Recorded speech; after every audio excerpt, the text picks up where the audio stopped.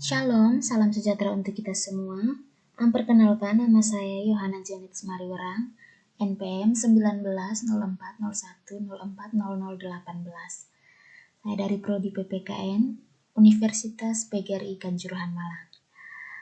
Pada video saya ini, saya akan membahas lagi materi tentang integrasi nasional dalam Bingkai Bhinneka Tunggal Ika pada submateri yang kedua.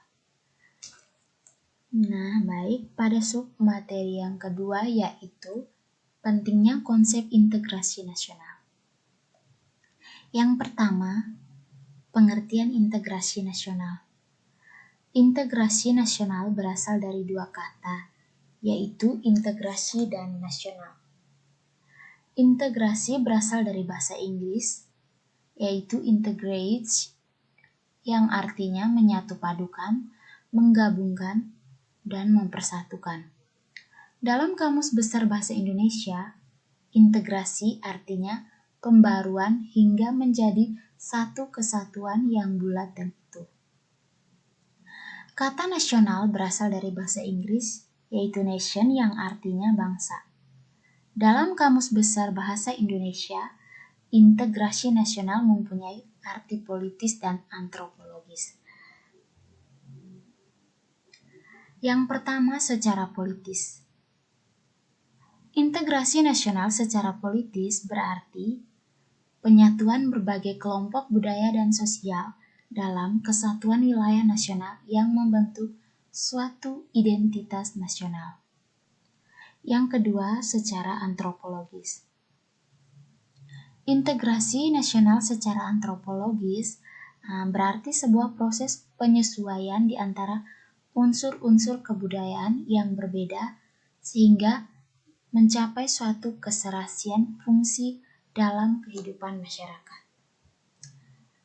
Lanjut, yang berikut adalah pendapat para ahli tentang integrasi.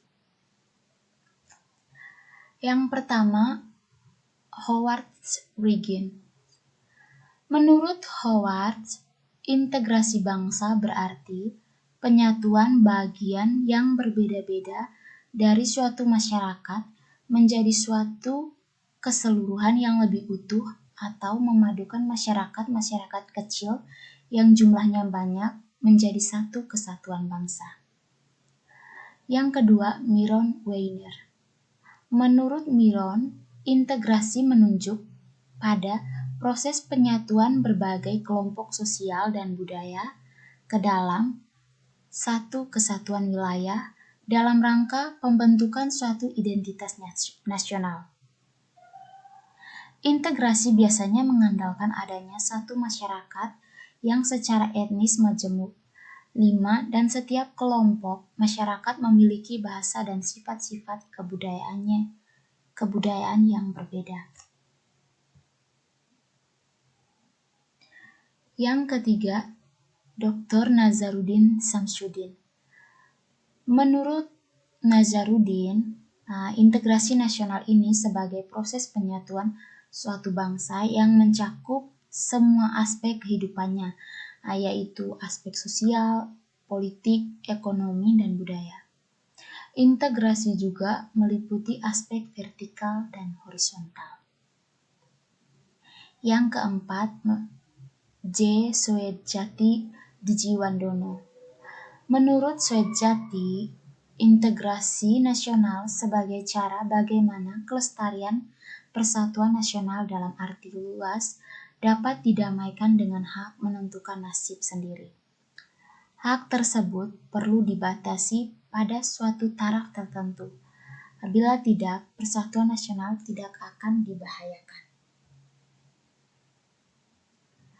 Dari pengertian di atas dapat disimpulkan bahwa integrasi nasional bangsa Indonesia berarti hasrat dan kesadaran untuk bersatu sebagai suatu bangsa menjadi satu kesatuan bangsa secara resmi dan direalisasikan dalam satu kesepakatan atau konsensus nasional melalui Sumpah Pemuda pada tanggal 28 Oktober 1928. Yang kedua, Syarat integrasi.